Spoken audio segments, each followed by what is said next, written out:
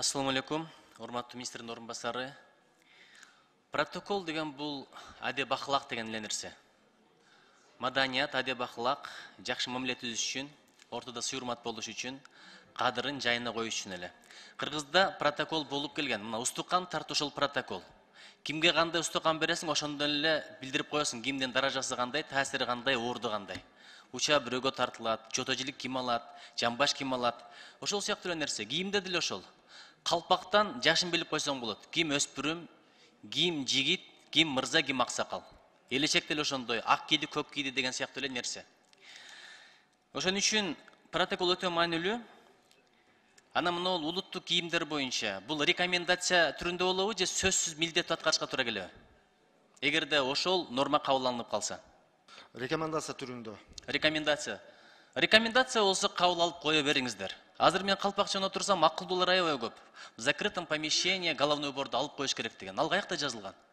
Анда Индиянын премьер-министри келсе, мне баш кийимди алып кой дейсиңерби? Же Аравиянын башчылары келсе. Арабтар жолуктарынан эле билинет экен, кимдин даражасы кандай, ким королдун үй бүлөсүнөн экени. Махаткир деген белгилүү саясатчы ООНдун трибунасында баш кийимчен чыгып сүйлөгөн.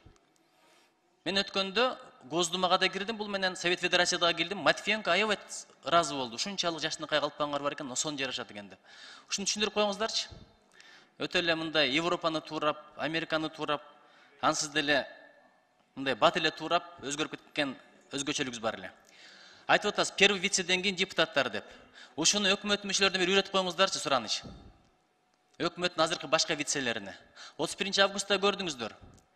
Эми катуу тийбесин, итине питине чейин каякта отурду, анан дагы кимдер каякта отурду.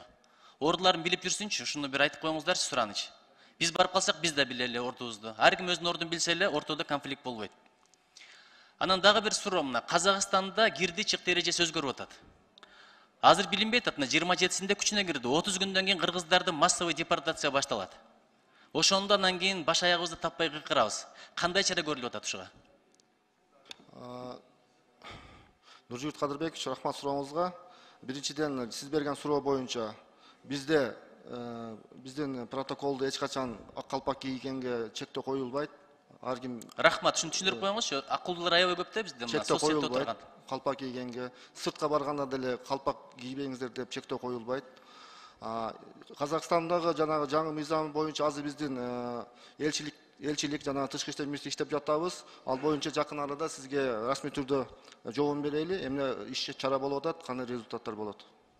Рахмат. Ушуну иштеп коюңуздарчы, анткени кошуна өлкөбүз, көп мекендештерибиз ал жакка барат. Күн сайын кирип чыгып тиричилик кылып аткандар бар. Алар эми түшүнөм, өздөрүнүн кызыкчылыгына иштеп атат, бирок келип бул казак бир туугандарга деле зыянга эле турат да экономикасына. Ушуну бир түшүндүрүп, бир тууган элибиз жакшылап сүйлөшүүлөр жүргүзсөңүздөр, сөзсүз максат коюп сүйлөсөк максатыбызга жетебиз. Протоколдо концерттер болот, баягында билесиз, ШОС. Не деген дөш анын бардыгы келди. Кытайдын лидери, Россиянын лидери, Белоруссияныкы, Өзбекстан, Казакстандыкы.